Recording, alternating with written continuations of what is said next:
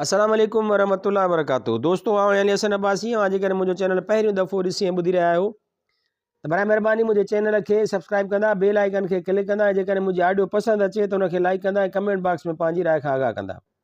किताब जो नालो आहे सिंध जो देवमालाई किरदारु सिराज।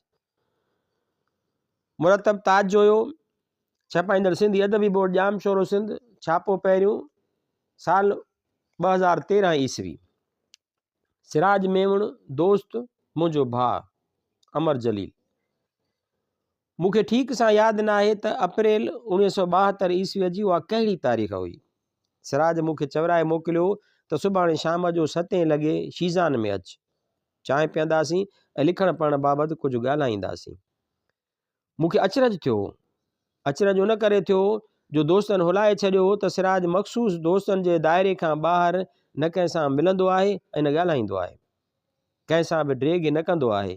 संदसि दोस्तीअ जे दाइरे में शामिल हूंदा हुआ घणंग लेखक ऐं शाइर, रशीद भट्टी, जमाल अबड़ो, शेख अयाज़, ग़ुलाम रब्बानी आगरो, रशीद आख़ून, इब्राहिम जोयो, ग़ुलाम अहमद गिरामी, सोबो ज्ञान चंदाणी, तनवीर अब्बासी, न्याज़ हुमायूनी, अयाज़ कादरी ऐं नूरदीन सरकी वग़ैरह। तंहिं करे मुंहिंजो अचरज अजायो न हो।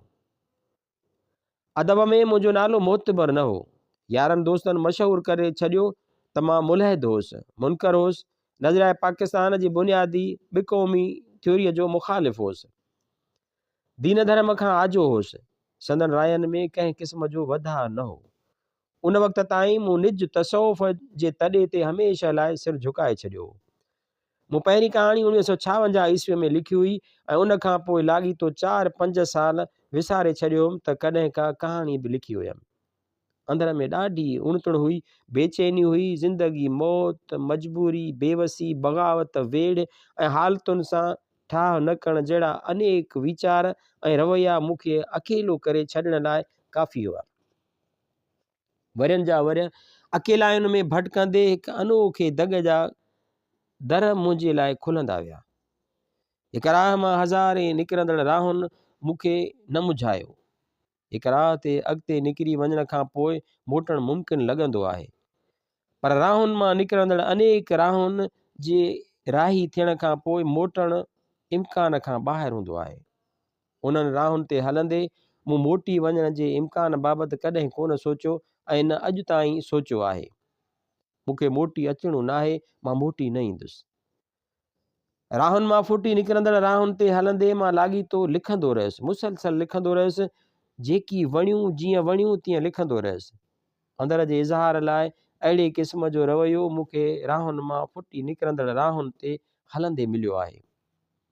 अमां जे उसण खां पोइ मां लाॻीतो लिखंदो रहियुसि, कंहिंखे वणियो कंहिंखे न वणियो, कंहिं दुआ ॾिनी कंहिं बददुआ ॾिनी, कंहिं गारियूं ॾिनियूं, कंहिं गुल ॾिना, कंहिं खॾ खोटी, कंहिं मान ॾिनूं, कंहिं भर में विहारियो, कंहिं भर मां उथारे छॾियो। अहिड़े नीम पागल लेखक खे सिराज चवाई मोकिलियो त फलाणी तारीख़ शाम जो सदर वारे शीज़ान में मिलंदासीं, लिखण पढ़ण बाबति कुझु ॻाल्हाईंदासीं। तारीख़ मूंखे यादि न आहे, महीनो अप्रैल जो हो ऐं साल हो 1972 ईस्वी।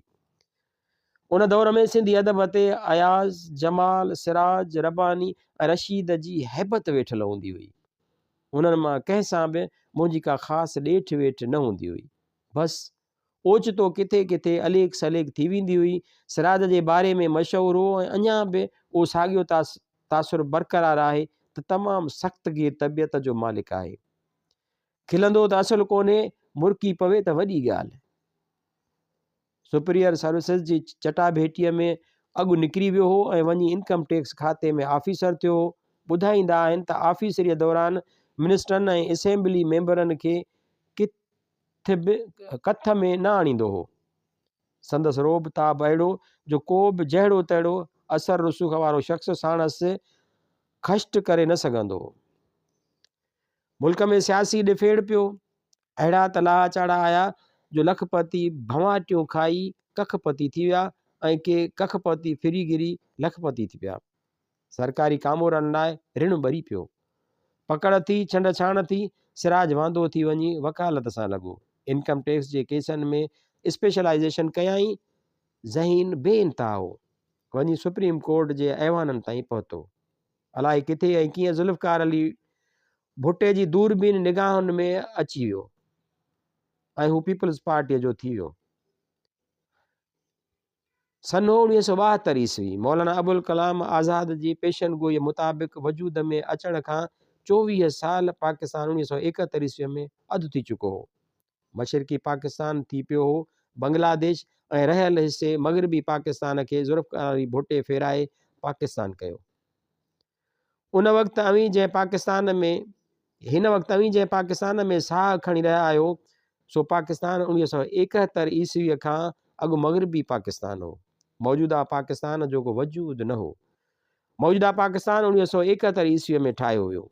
असल में पाकिस्तान नालो हो 5 सूबनि जे फेडरेशन जो, सिंध, पंजाब, सरहद, बलोचिस्तान ऐं मशरक़ी पाकिस्तान 1971 ईस्वीअ में मशरक़ी पाकिस्तान अलहदगी अख्तियार कई ऐं मशरक़ी पाकिस्तान मां फिरी बांग्लादेश थी पियो। मशरक़ी पाकिस्तानियुनि वांगुरु मग़रिबी पाकिस्तान खे नओं नालो ॾियण बदिरां ज़ुल्फ़कार अली भुट्टे 1947 ईस्वीअ में 5 सूबनि जे फेडरेशन वारे मुल्क खे पाकिस्तान जो नालो ॾिनो। असल में 4 सूबनि वारे मौजूदा पाकिस्तान जी उमिरि 37 साल आहे, 61 साल नाहे। हा, 5 सूबनि वारो पाकिस्तान वजूद में हुजे हा त उन जी उमिरि 61 वरिया हुजे हा। 1971 ईस्वीअ में वजूद में आयल 4 सूबनि वारे पाकिस्तान खे शाक मां कढण लाइ वरी पेरनि ते बीहारण लाइ ज़ुल्फ़कार अली भुट्टो वियो फ़ैसिलनि मथां इनक़िलाबी फ़ैसिला कंदो। उन्हनि फ़ैसिलनि जो वॾे में वॾो मक़सदु हो माण्हुनि में सुजाॻी आणणु, आगाही आणणु ऐं पाण सुञाण जो जज़्बो पैदा करणु।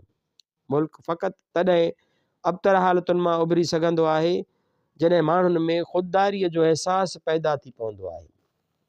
ज़ुल्फ़कार अली भुट्टे जे अनेक फ़ैसिलनि मां हिकु फ़ैसिलो हो सिंधीअ में अंग्रेज़ी अख़बार डान जहिड़ी अख़बार कढणु। मक़सदु साॻियो हो, सिंध जे माण्हुनि में आगाही आणणु, चटाभेटीअ वारे दौर में अॻिते वधी अचण जो जज़्बो जाॻाइण लाइ ट्रस्ट ठाहियाई। पाण सरबराह थियो, अख़बार जो नालो हिलाल पाकिस्तान रखियाई। तजुर्बेकार ऐं पुराणा एडिटर छॾे सिराज खे अख़बार जो एडिटर मुक़ररु कयाई। सिराज सिंधी ॿोलीअ जो माहिर कहाणीकार ऐं नावलिस्ट हो।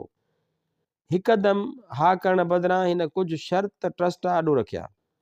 उन्हनि शर्तनि में हिकु शर्त हो अख़बार हलाइण में संदसि मुकमिल आज़ादी ऐं वज़ीरनि, मेंबरनि, कारकुननि ऐं कामोरनि तरफ़ां अख़बार हलाइण में कंहिं बि क़िस्म जी दख़ल अंदाज़ी न करण जी ज़मानत।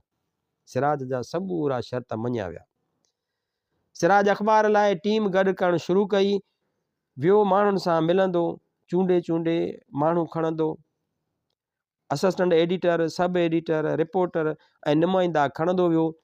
जॾहिं मूंखे मिलण जो सॾु मोकिलियाई तॾहिं ॻाल्हि मूंखे बिन सम्झ में न आई हुई। हिकु त सहाफ़ी थियण जो मूं में ॾांहुं न हो, न अॼु ताईं पैदा थियो आहे। ॿियो त पब्लिक सर्विस कमीशन जी चटाभेटीअ में चूंडिजी मां रेडियो पाकिस्तान में नौकिरी करे रहियो हुउसि।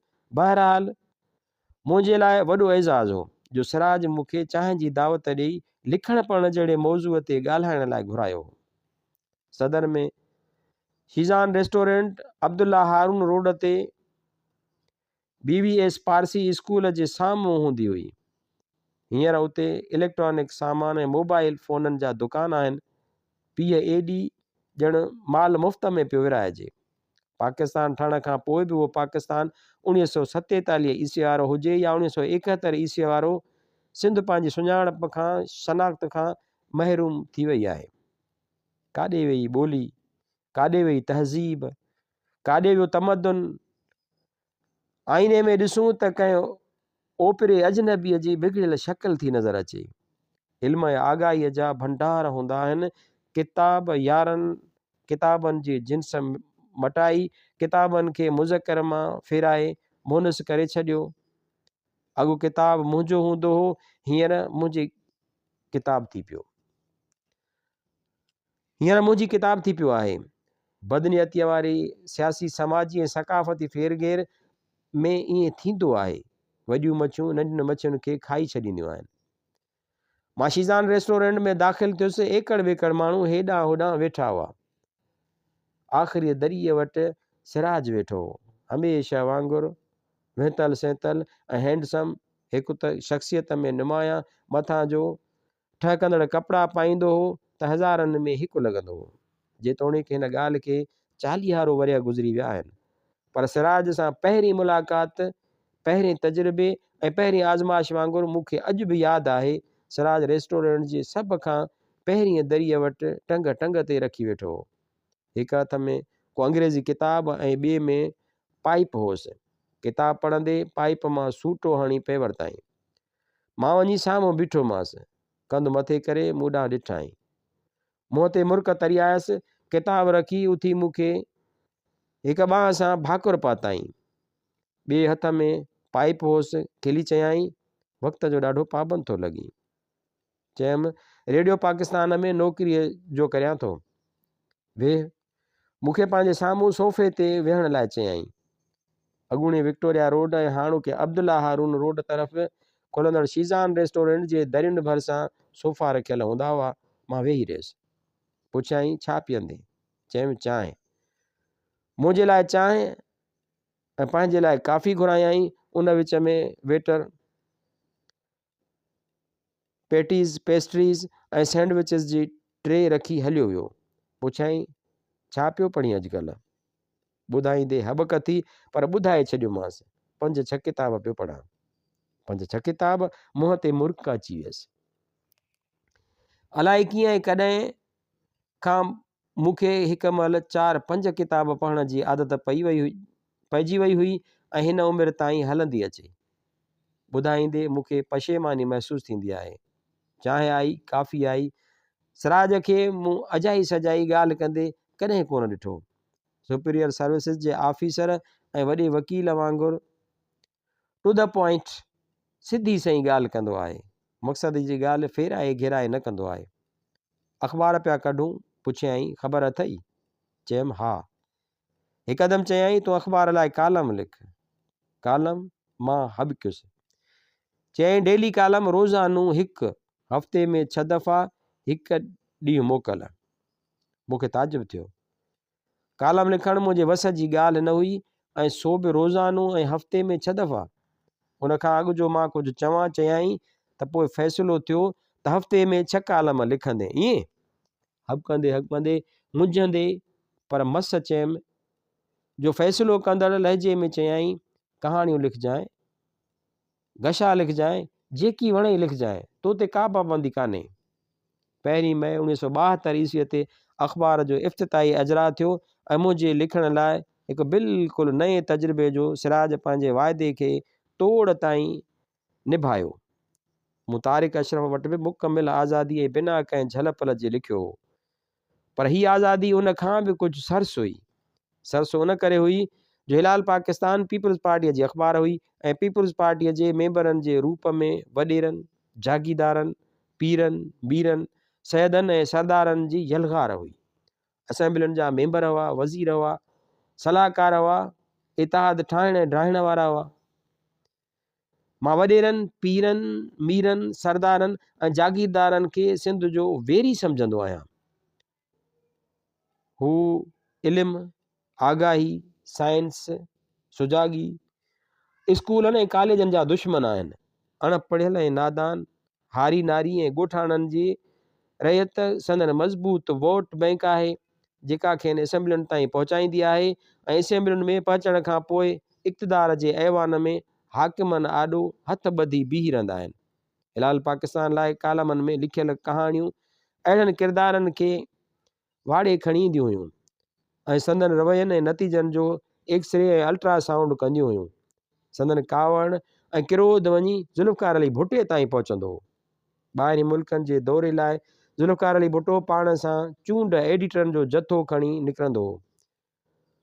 उन डेलीगेशन में सिराज ज़रूरु शामिलु हूंदो हो। सफ़र दौरान हवाई जहाज़ में ज़ुल्फ़कार अली भुट्टो खेसि सॾाए पाण वटि विहारींदो हो ऐं अख़बार जे बारे में हाल अहवाल वठंदो हो। खेसि ख़बर हुई त हिलाल पाकिस्तान सिंध में हणी वञी हंधु कयो हो। ॻाल्हियुनि ॿोलियुनि दौरान भुट्टो साहब सिराज सां पीरनि, मीरनि ऐं सरदारनि जे शिकायतुनि ऐं एहतजाजनि जो ज़िक्र कंदे मुंहिंजे बारे में पुछंदो हो, केरु आहे, कंहिंखे तो छूट छॾे ॾिनो आहे। सिराज खे सम्झाईंदो हो क़िबला पहिरें अखर खां आख़िरी अखर ताईं अख़बार पार्टी ऐं पार्टी मेंबरनि जे ख़बरुनि ऐं कारनामनि सां भरियल हूंदी आहे। उन में जेकॾहिं हिक शख़्स खे इख़्तिलाफ़ रायत जो हक़ ॾिजे त अख़बार जा जमहूरी हक़ पूरा थींदा। सिराज जा अहिड़ा वज़ाहती जवाब ॿुधी ज़ुल्फ़कार अली भुट्टो खिली चुप थी वेंदो हो। हिलाल पाकिस्तान लाइ लिखंदे मुंहिंजो सिधो संओं राब्तो सिराज सां हूंदो हो। पहिरें शुमारे खां ज़ियाउल हक़ जी मार्शल ऐं ज़ुल्फ़कार अली भुट्टे जी गिरफ़्तारीअ ताईं सिराज मूंसां तोड़ निभायो। अहिड़े ॾुखे वक़्त में मुंहिंजो साथ ॾिनो आई जंहिंजो फ़क़ति तसवुरु करे सघिजे थो। मुंहिंजे ख़िलाफ़ इस्लामाबाद में मुल्क दरोही ऐं बिला सफ़ेमीअ जूं इंक्वायरियूं हलियूं, तॾहिं बि सिराज मूंखे अख़बार मां न कढियो, बल्कि अञा बि वधीक पज़ीराईअ सां मुंहिंजूं कहाणियूं शाया कंदो ऐं पार्टीअ जो ॾमु रिसंदो। हिलाल पाकिस्तान में शामिल किसा ऐं कहाणियूं 1972 ईस्वीअ खां 1977 ईस्वी वारे दौर जूं आहिनि। सम्झो खणी त 35 साल पुराणा किसा ऐं 35 साल पुराणियूं कहाणियूं आहिनि, पर प्रूफ पढ़ंदे मूं महसूसु कयो त ॼण अॼु जूं कहाणियूं आहिनि। सवाइ क़ीमतुनि जे वाध जे तव्हांखे हाणे उहो सभु कुझु पढ़ंदे ॻाल्हि उपरी उते महसूसु थींदी जॾहिं 10 रुपए वारी सुठी कमीस ऐं 25 रुपए वारी आलीशान बूट जो ज़िक्र ईंदो। सुठे होटल में मानी खाइण खां पोइ 20 रुपया बिल ऐं बेरे खे 1 रुपयो टिप ॾेई ॼण हातिम जे क़बर खे लत हणबी हुई। बाक़ी मुआशिरे जे ज़वाल पज़ीरीअ में को फ़र्क़ु न आयो आहे। सियासी पैदागिरी अॻु वांगुरु आम आहे। राज ऐं काज में दादागिरी अॻु वांगुरु जाम आहे।